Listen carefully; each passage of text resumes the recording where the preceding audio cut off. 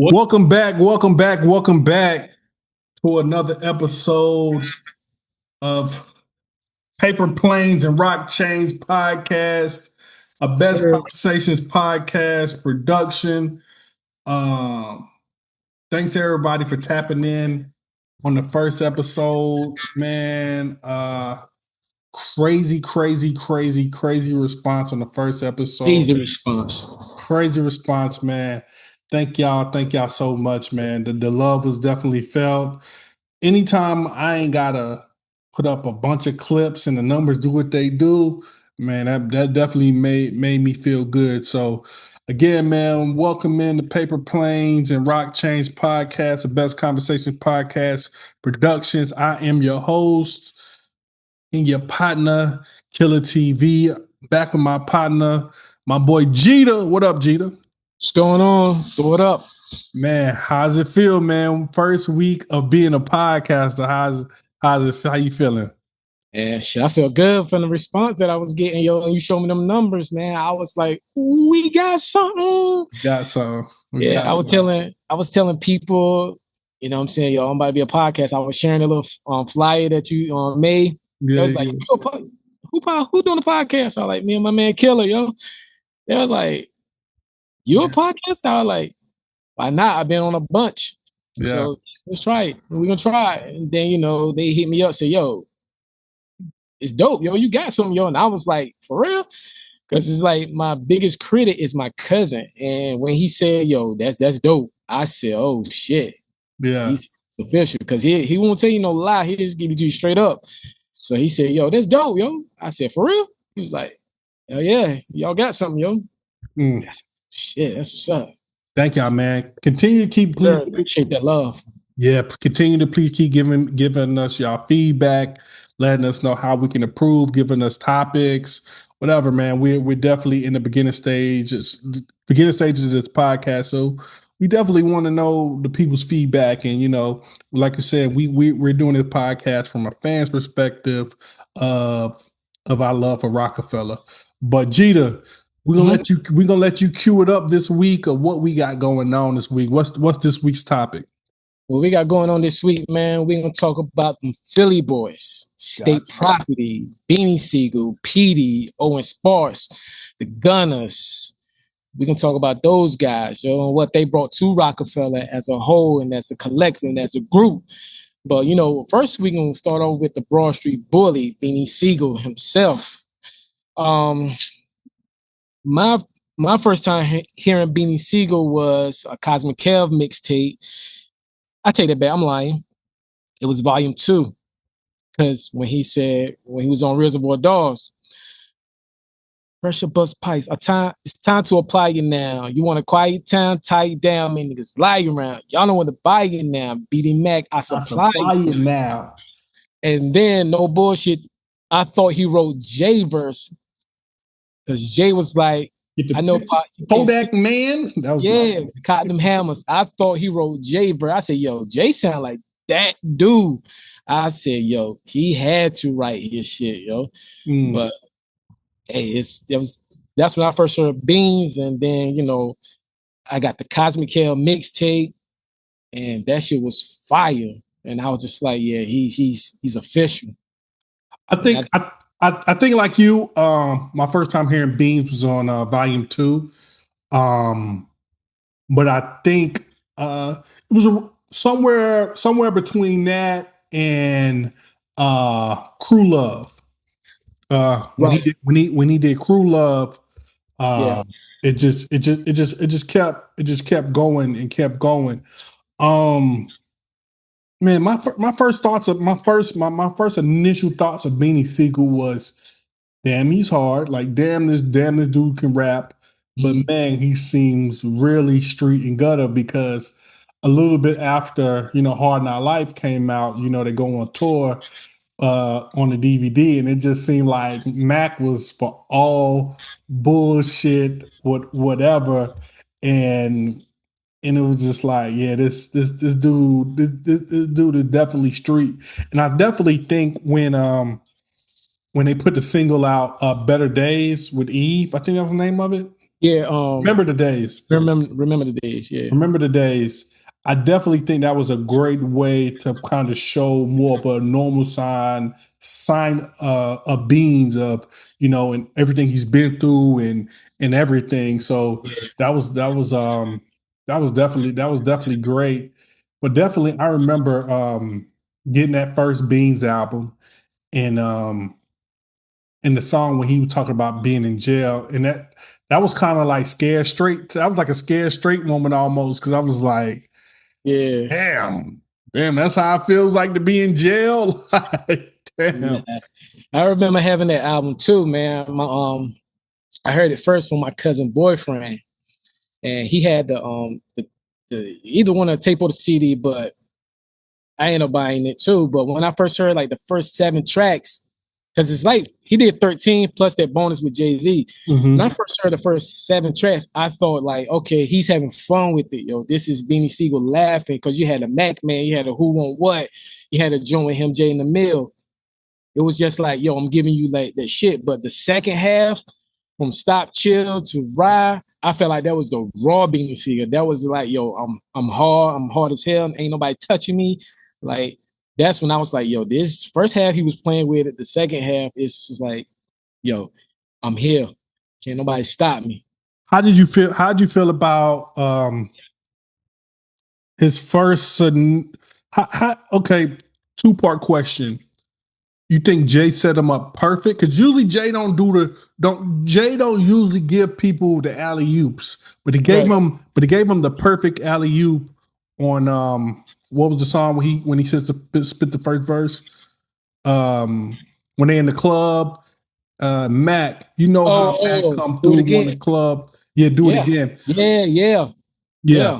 Jay don't usually give people those layups like that. You know what I mean? He usually don't give people them layups like that. What was your thoughts when you heard him spit that verse and Jay giving them just an ultimate alley oop to, you know, kind of kick things off? Yeah, that was one of the best ones, yo, because got to think about it, yo. This is a new signing from Roc-A-Fella. His album dropping in what, 2-3 months from now. When he did Do It Again, that shit wrong. And Jay probably knew what he was doing. So that time, you know, let Beanie Sigel bubble up the streets. So when he bubbled up the streets, he dropped the Truth. Truth came out. Everybody thought this shit was a fluke, but then they actually heard it.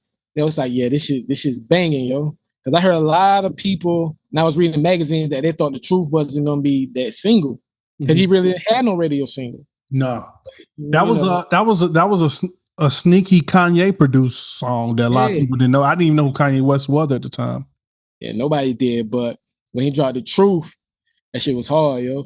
That shit wrong off, yo. Everybody was on it then, yo. And then, you know, his second single was The Eve, Remember Them Days. And I think he did pretty good, as in sale wise. I think he sold maybe like 700,000 to 800,000. Yeah. Worldwide. Yeah. It's pretty good. Yeah, ultimately his whole career, he never could get to that thresh mark of platinum, but he always lived in that 700,000-800,000 range. Him and Blake. But I always thought the Dynasty was the Dynasty should be a platinum album for Bleak and Beans, because that was, I don't know how that became a Jay-Z, why it's considered Jay-Z solo album, because that's a compilation, right? Compilation, yeah, absolutely. What I heard was that it's like Def Jam wasn't even gonna push it because it was Roc-A-Fella. They wasn't gonna stamp it unless Jay-Z name was up there. So, which I thought that was crazy. But when they put Jay-Z name on it, Def Jam was behind it. Just like, we're gonna go off topic a little bit. Just like with Memphis Bleak, when he did what you think of that? They wasn't gonna clear that until Jay put his verse up there. Then they cleared it. Yo, I don't want to go too far off topic, but it's still Roc-A-Fella. But I never understood when they did the video. Jay-Z was in the video, but he didn't have his verse on the song. I don't know if he was trying to give Def Jam like the middle finger. Now that you're saying that, maybe it was that, you know, trying to give Bleak the middle. Give Def Jam the middle finger or something, because like, why would you be in the video but you give Bleak that third verse? And then we all know Yeah. Jay slid on that third verse. Yeah, man. Yeah. Yep. I don't know, man. It's politics back then, the business, the record label, It was like if you had a certain artist doing too much, they could, he doing too much, he been in too many videos. Let's just stop it. Let's stop him right here. But Jay being Jay, I ain't think there was no control over him. Like he's like back then it probably was because he wasn't as big as we see him now. Yeah. Yeah. Well, I think, Jay did a great job of really leaving, the reins to Beans and him becoming what he was, destined to become. Because one thing about Beans, as we talk about this conversation is, Jay gave him the keys and he opened the door for other people. Like even Free said, Beans let me in on the sessions for Dynasty and The Reason. Yeah.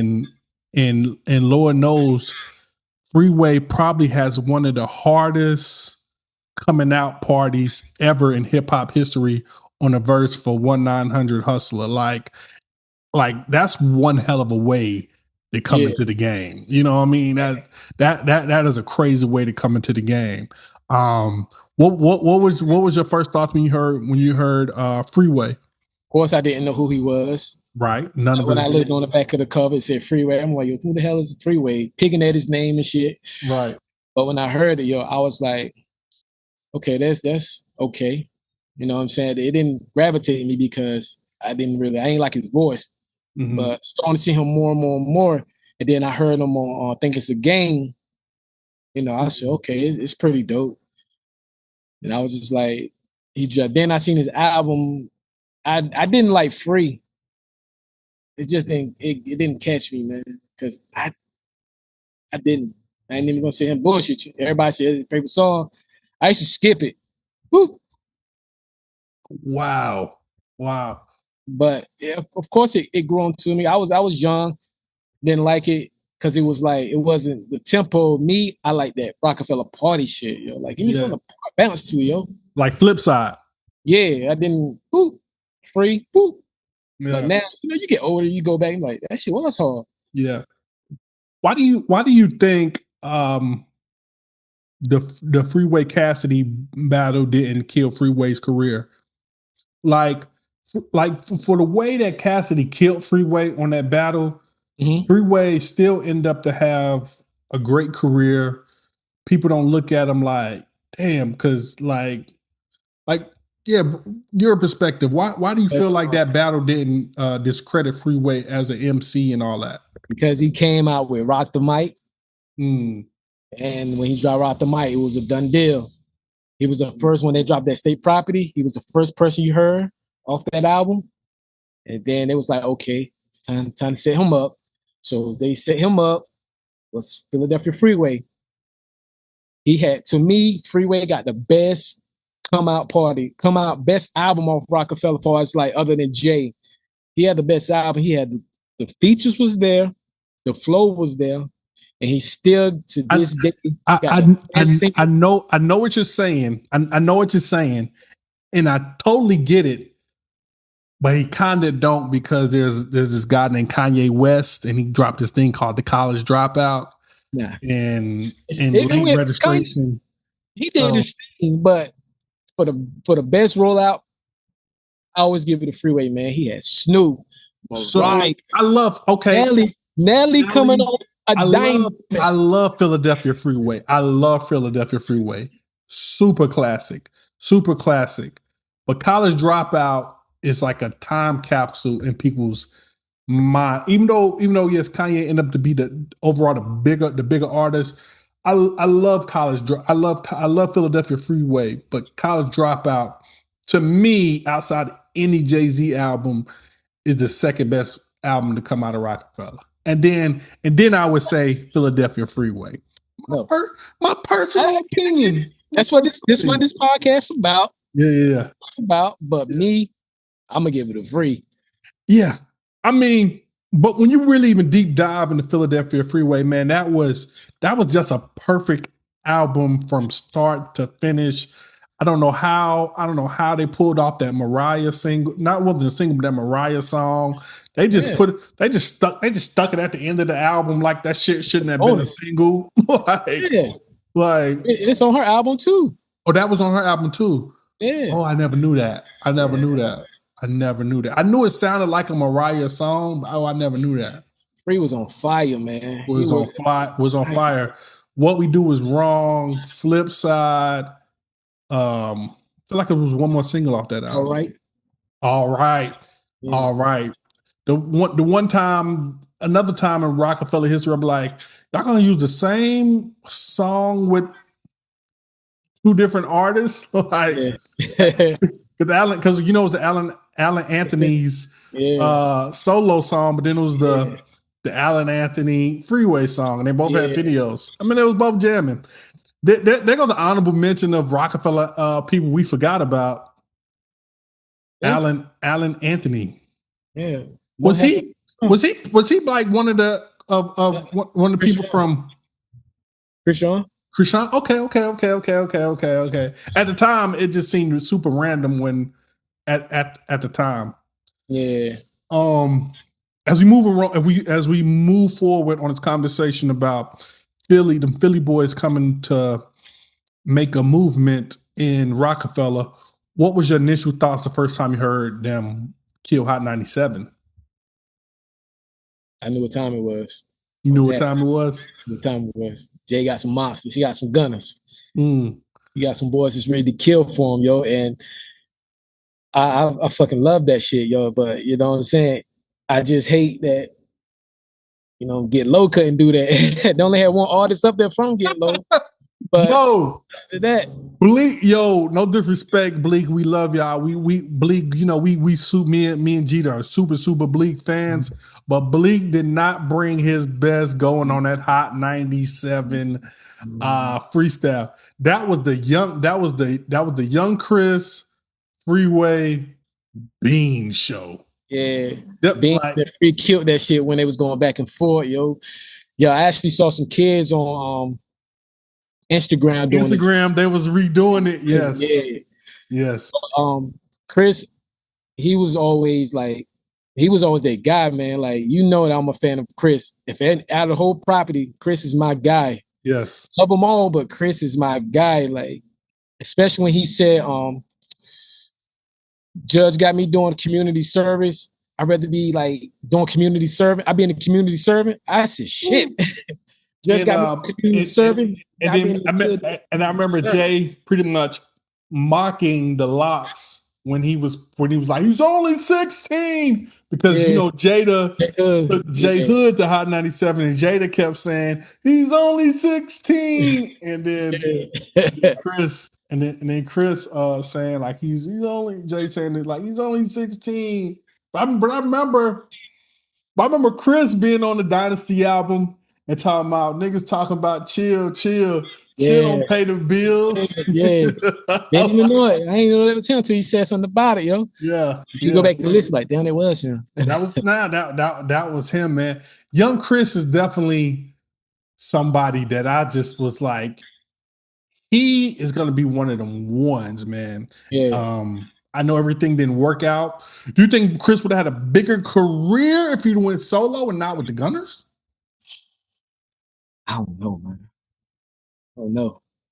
Because you remember he was supposed to have that solo album that didn't really happen. That's the reason. Now or Never? That's the reason I named my first mixtape Now or Never, yo. Now or Never. When Dat Piff was running, I named my first mixtape Now or Never because of Chris. And he had that single with Bobby Valentino. I remember that on his MySpace page. It was called State to State or something. Coast to Coast. Coast to Coast. It's called Coast to Coast. I remember that. That shit was a good single. That would have been a good single. That's when they broke up, and it was just weird. It was just weird. Look, I'm gonna take y'all a little back for the viewers. We're gonna get a little off track, but I promise y'all we're gonna get right back on. This is how me and Jeter became friends, because I was at one of his shows, and you basically took all the songs off Young Chris, one of Young Chris mixtape. I think it was the reintroduction. You took all the songs off, not all, but you took some of the songs off of there and put your own spin on them. And I was like, oh, this shit is hot. I remember being at your show in the background, and I was just going crazy. And you was probably looking out there like, how does nigga back here know the words or know like where I'm going with this? Because I was like, yo, he's basically putting his own flip on break up bitch down. Yeah, break up bitch down, break up bitch down. I was going crazy. That was my song. But that was the first time we met. Yeah. Shout out to Big V. Shout out to Big V. Yeah, that was about the first. That was the first time we met. Also, you want to talk about Skino and Sparks? Or you want to talk about Petey? We can talk about Owen Sparks, man. The Hitman. Mm-hmm. It was the Hitman guys. They had a nice run. They had Tales from a Hustler. It was their song, but Skino was locked up, and they wanted Beans like the joint. They wanted to put it out. Kind of like took him off the first one. Mm. And they made Tales from a Hustler with Beanie Sigel off the Reason. Mm. And then they made part 2. O was out, and that was on the Be Coming. So that Owen Sparks, they had some shit, man. I just wish, I'm no lawyer or even try to get in music business, but I definitely think Jay should go back and cut Sparks a mean check for what's the song called? Give It To Me. Give It To Me, because to hear Sparks said on several interviews he didn't have his business and paperwork and everything right yet, but Jay was trying to shoot the video and do all this other stuff, and that song is one of Jay-Z's biggest songs of his career. I just think just good human being for everything that song did. I mean, that's pretty much Sparks' biggest moment outside of being in the state property movies. Jay should go back and cut that man a big check. All right, I get what you're saying, but he should. But for everybody out there that's listening, tuned in, when they say he took his song, he really didn't take his song. He put him on a track, but you got to realize Spark is an up-and-coming artist. There's no way he had a budget to get a Pharrell beat. I be trying to tell people that he had no budget to get a Pharrell beat. A Neptune beat, sorry. But, of course, Jay put him up there. He took him on a road with him. He let him perform the song, but his business paperwork wasn't right. And Jay should, out of the kindness of his heart, cut him a check, because other than Do It Again, Give It To Me was a smash hit. Smash hit. Yeah. Mm-hmm. So he should. So when they say he took his whole record, I don't think he did, man. He just put him on the record. But he ain't had no budget to get no Neptune beat at the time. So I don't be liking that, when they say that. I definitely think Sparks could have he has some more acting chops left in him that he could have, should have stayed with the acting thing a little more. Like, cause he really did his thing in state property. He was a breakout. Especially part 2, Definitely. I think he's involved with part 2. Yes, absolutely. Oskino, in my personal opinion, I never got into him. Never got into him. Him as a personality these days is very entertaining. Lord knows he has been through a lot in his life. But musically, I never was really into Oskino like that. Seemed like he had the Silk the Shocker going on a little bit, like he'd be on, be off. That's when he talked. He was my favorite off the State Property 1 album, though. Mm-hmm. He was the one I liked off the part 1 album, and then when it came to the part 2, it was like I became a fan of Chris more. But O did his thing on that part 1. He was my favorite. Was Petey Crack on State Property 1 at all? The album? Nah, he came in part 2. Came in part 2. Yeah.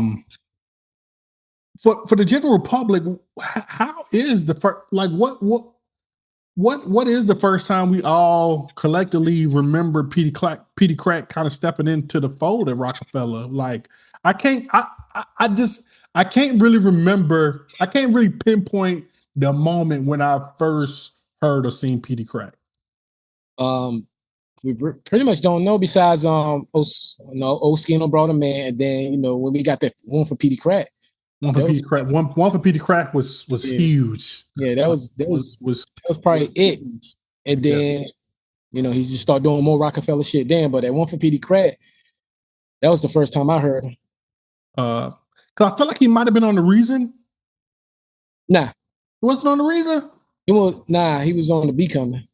Oh, okay, wasn't on The Reason. Okay. And I think before he went to jail, those records he was on the Becoming, those was his records. He just gave beans. So I think Petey would have had a dope album too, because of course he had off the State Property 2, he had a joint with Sparks. Yes. Temporary Relief, I think.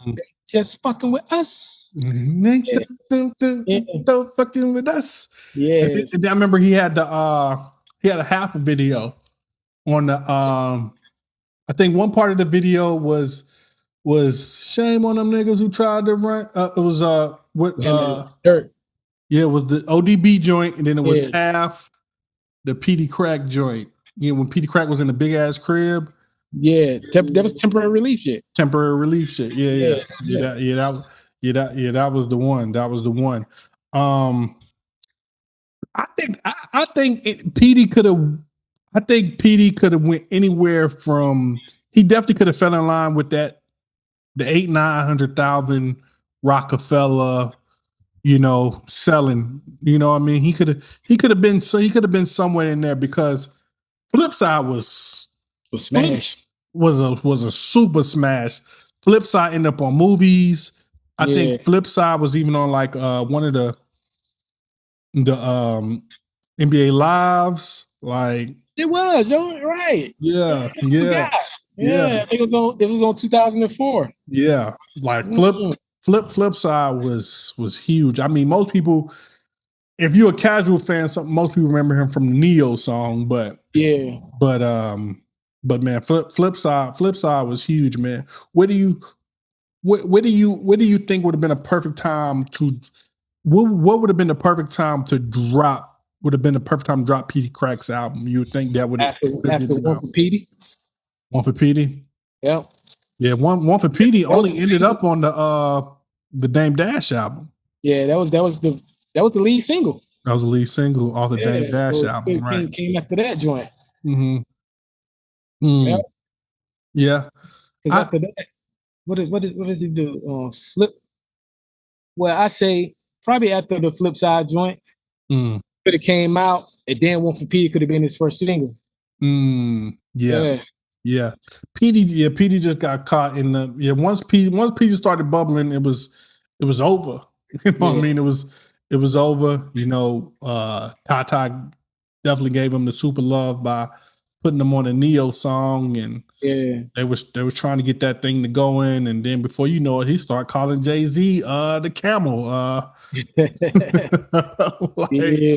Like he was the one of the first rebellious, like actually making diss songs about Jay Roc-A-Fella artists, like I think it was Dip's first. Yeah, but you kind of expected that from the Dipset, but you didn't kind of expect that from Petey, from people that was way closer to Jay. Now what was your take on State Property 1 and State Property 2? Since we talking about the property today. Okay, which one you talking about? The album or the movies? Album and movies. Album and movies. Okay, State Property 1 plus the movie. I fuck with all Roc-A-Fella. So the album, I fuck with Oskino on the first joint. In the movie, it was good, but I like part 2 movie better because it shows like a whole different content of like your mind and who was playing these tricks of setting everybody up. And the album part 2 was just as good as part 1, but I just wish we got a part 3. Petey was on a few joints that was hot. Neef Neef did his thing. Like everybody did their thing, but Chris killed it with the 98 bars, 94 bars. The last song on the album. Yeah. Mm-hmm. Oskino, he had one of the hottest solo joints up there. Mm-hmm. Mm-hmm. That joint was hard. And from first album, he did his, like I said, he did his thing on that first album, because him and Sports, what's Trouble Man? That was my shit. They just ran that joint, man. Yeah. I definitely like both albums, State Property 1 and 2.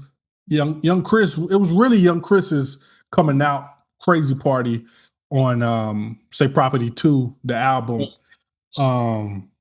Them giving them a smash to lead off, because State Property as a group, breakout songs was Rock the Mic and Can't Stop, Won't Stop. You know what I mean? Like, that kind of solidified them as a bona fide like group in hip hop that can, that's going to go down in the history books.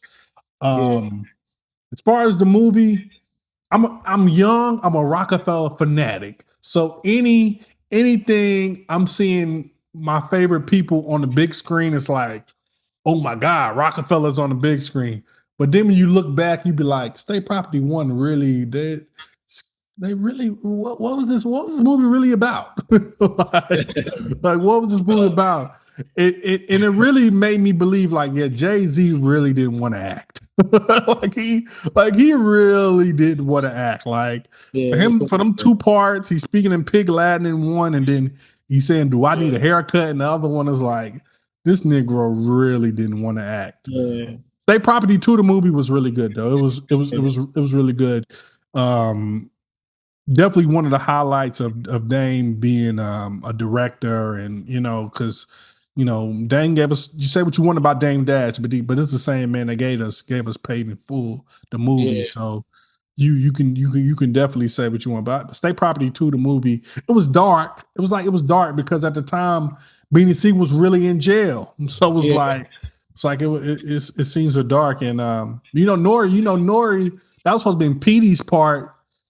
But Nori got the that was one of them. When it's all said and done, where will State Property as a group will be remembered in hip hop, you think? Or it's like the legacy. It should be up there, man, because they're probably the only group that actually got 2 movies. And they should be up there, man. I ain't gonna say top 10. I give them in that top 20 range as in group collective, man. But if me being biased, I'm gonna say top 10. But in reality, I say top 20. Like they not mentioned a lot as they should be, because they really, I can't say put on for Philly because Major Figures was there first, but as far as worldwide from Philly, they them boys.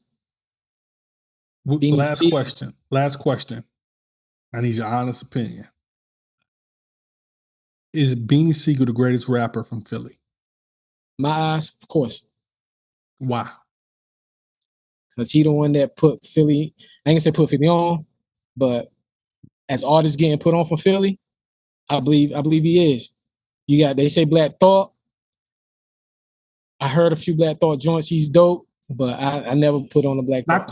Not quite the impact of Beanie Sigel. Beanie Sigel had the influence. He had the clothing line. He had the record. He had the cartoons coming. He had the whole thing that every artist want. And by him being from Philly, he's that guy from Philly. Yes. And they say he number 2 lyrical wise, but nah, man, I say Beans is number 1, man. It's a lot of Beans joints that I can spit off memory, yo. And one of my favorite Beans, and I told him this, like, we was both at that State Property show in Raleigh that day. We didn't even know. Though. Yeah, I got the picture and everything, but I told them this during COVID, because we was on Clubhouse, and that's like my favorite verse is 4, 5, 6. of Foxy Brown joint, yo. That's my favorite Beanie Sigel verse. Nigga said, haters. Damn, I can't even do it no more. Haters wondering how I got a position with Rock, because I listen to the lots, and I listen and watch. While you still sitting in the Fox, kissing the block, I'm on a Porsche box with Fox, glistening cops.